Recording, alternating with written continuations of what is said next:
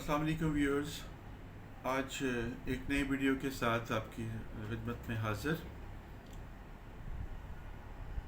آج ہم بات کریں گے جس ٹاپک کے اوپر، وہ ہے مالک بنو غلام نہیں. اب مالک بنو غلام نہیں مطلب کیا؟ کس کے مالک بنو؟ کس کے غلامی سے نجات حاصل کرنی؟ اس بات کو سمجھنے سے پہلے آپ کو ایک میں اگزامپل دیتا ہوں، اس سے آپ کو اس کے سمجھنے میں آسانی ہو جائے گی. ایک گرو اپنے کچھ چیلوں کے ساتھ جو ہے وہ جا رہا تھا. راستے میں اس نے دیکھا کہ ایک کسان جو ہے اس نے اپنی گائے کو رسی ڈالی ہوئی ہے اور اس کو کھینچ رہا ہے چلانے کے لیے اپنے پیچھے. لیکن وہ گائے جو ہے وہ ضد پہ آئی ہوئی ہے اور اس نے اپنی جو قدم ہیں زمین کے اوپر گاڑے ہوئے ہیں اور بالکل بھی وہ زمین سے اپنے پاؤں ہٹا نہیں رہی ہے اور وہ اڑی پہ ہے، ضد پہ ہے، وہ نہیں اس کے ساتھ جانا چاہ رہی اور وہ اس کو کھینچ رہے. اور وہ مسلسل جو ہے وہ اس عمل کے اندر جو ہے وہ لگا ہوا ہے اور پسینوں پسینی ہو گیا، ہانپ گیا وہ. لیکن گائے جو ہے وہ ہل نہیں رہی اپنی جگہ سے. یہ بات دیکھ کر تو اس کے جو گرو تھا اس نے اپنے چیلوں سے کہا کہ یہ بتاؤ اس میں مالک کون ہے اور غلام کون ہے؟ انہوں نے کہا کہ سیدھی سی بات ہے، یہ گائے جو ہے یہ غلام ہے اور یہ جو کسان ہے یہ مالک ہے.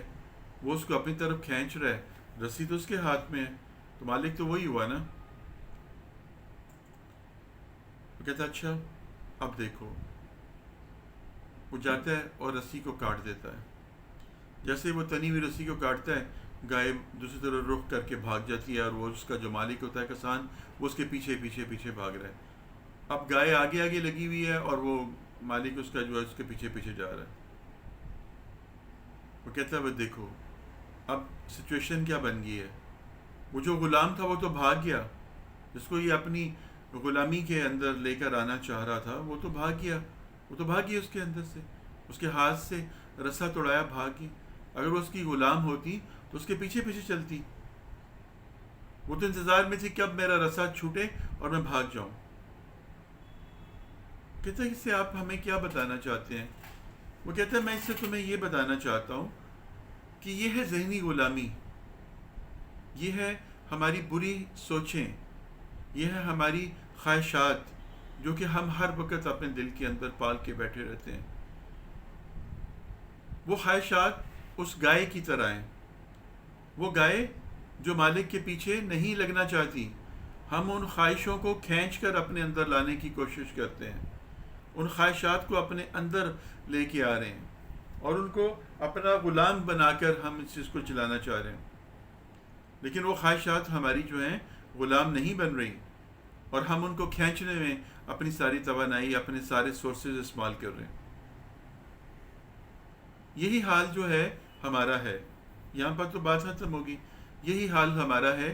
ہماری اس مٹیریلسٹک دنیا کے اندر سوچوں کا، خیالات کا اتنا ہجوم ہے ہمارے اندر، خواہشات کا ایک سمندر ہے ہمارے پاس.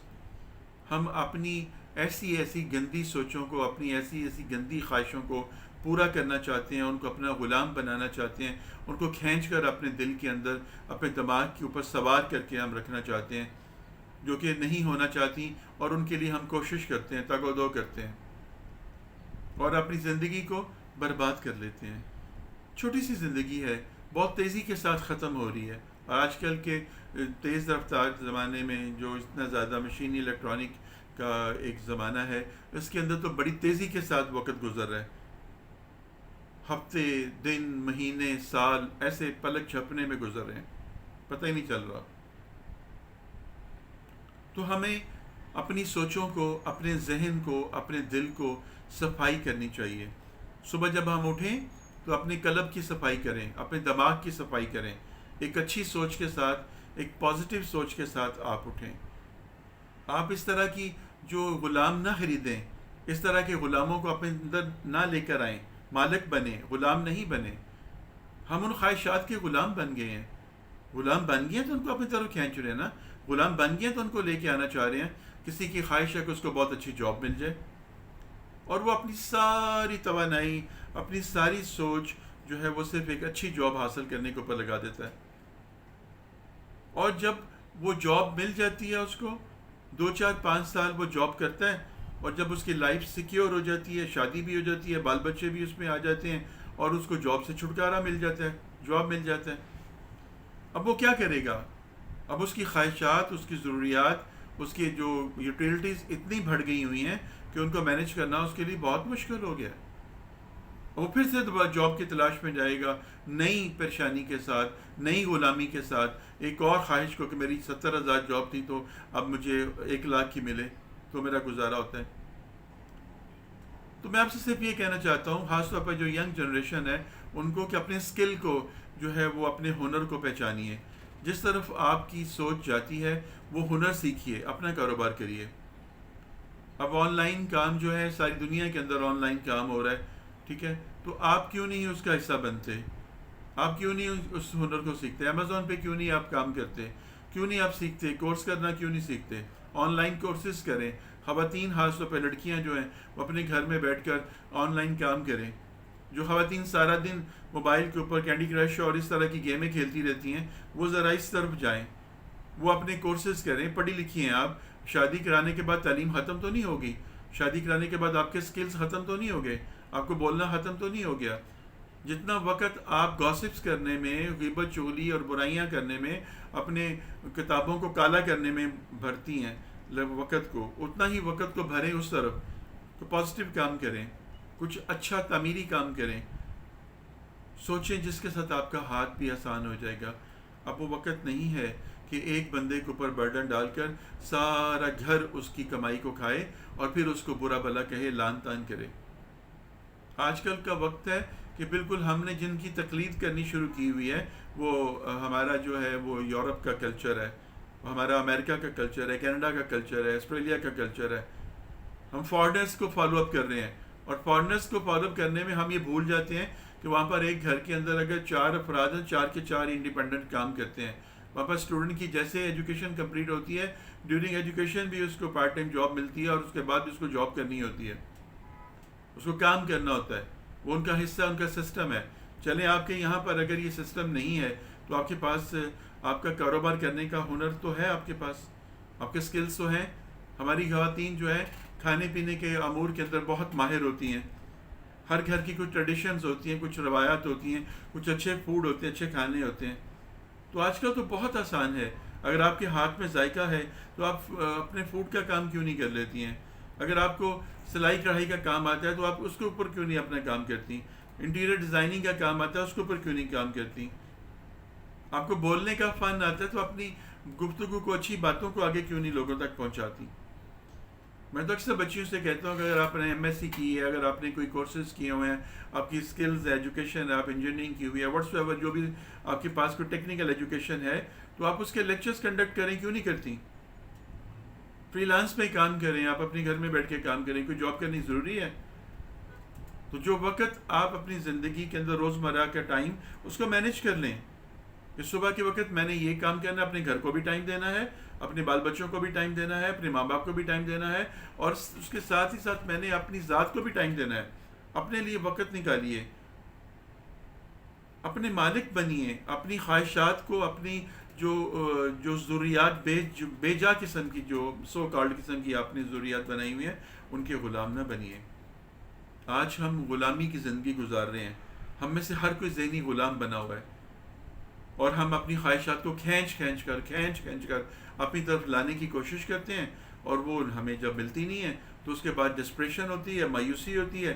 پھر اس کے بعد ہم نیگیٹو ویز پہ جاتے ہیں اور زندگی کو برا بھلا، قسمت کو برا بھلا کہنا شروع کر دیتے ہیں. That is very wrong. یہ بہت غلط ہے. آپ اس طرف آئیے جو کہ پازیٹیو سائڈ ہے. بچیاں گھر بیٹھے بیٹھے شادی کے انتظار میں جو ہے بوڑھی ہو جاتی ہیں. آپ ان کو کچھ کرنے کیوں نہیں دیتے ہیں؟ آپ نے کیوں پڑھایا ان کو؟ گریجویشن کیوں کروائی ان کو ایم ایڈ کیوں کروایا ان کو؟ کیوں ایم ایس سی کروائی؟ ان کو ڈاکٹری کیوں کروائی, ان کو انجینئرنگ کیوں کروائی؟ اگر آپ ان کو شادی کرنی ہے تو شادی کرنے کے لیے تعلیم کی ضرورت تو نہیں ہے, وہ تو شعور کی ضرورت ہے. اگر ان کا شعور میٹرک کے بعد بیدار ہو گیا تو کر دیں شادی ان کی, ایف اے کے بعد ہو گیا, بی اے کے بعد ہو گیا تو کر دیں. یہ کیا بات ہوئی کہ آپ اس کے انتظار میں ان کو بٹھائے رکھیں کہ اب تمہارا رشتہ آئے گا؟ پھر ماں باپ گھر کے اندر بیٹھ کر ایسی سی زبان بولتے ہیں, ایسی سی باتیں کرتے ہیں. وہی ماں جس نے پیدا کیا ہوتا ہے وہ اپنی بچیوں کہتی ہے میرے لیے تو مصیبت ہی بن گئی ہو, میں تو کبھی سوچا بھی نہیں تھا کہ میرے لیے یہ میرے گھر میں پانڈ اکٹھی ہو جائے گی. باپ جو ہے وہ چپ کر کے ایک کونے میں بیٹھا رہتا ہے کہ کیسے کروں گا, کہاں سے کروں گا, کیسے مینیج ہوگا. وہ سوچ سوچ کے وہ دونوں ماں باپ جو ہیں اپنے آپ کو ہلکان کر رہے ہوتے ہیں, لیکن وہ یہ سمجھتے ہیں ہم اپنے دکھ کو بیان کر رہے ہیں, لیکن در حقیقت وہ اپنی بچیوں کی سوچ کو روئنڈ کر رہے ہوتے ہیں. جب اس گھر سے جاتی ہیں تو ان کے دل میں اپنے پیرنٹس کے لیے کوئی محبت کا جذبہ نہیں ہوتا.